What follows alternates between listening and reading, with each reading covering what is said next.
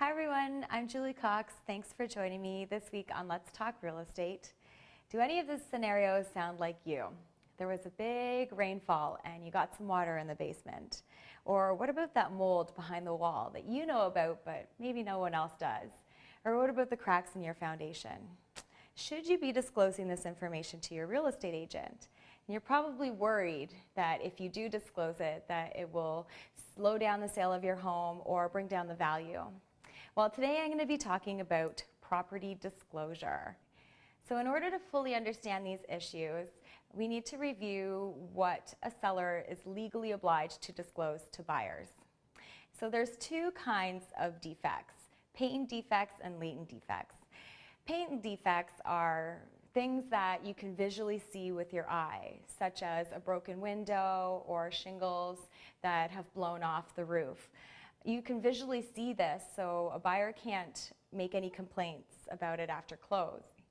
A latent defect is something that cannot be visually seen by the eye. And the law here is that if this defect is something that can render the house inhabitable or can cause danger or stop the use for what the buyer is wanting to use the home for or property for, then the seller must disclose this information. So in order to facilitate full disclosure, the real estate industry has developed a form called the Seller Property Information Statement. And this statement is a chance for the seller to give any information to buyers that they may not be able to see or know with a home inspection. This form does state that it's not a warranty and that buyers should make their own home inspection.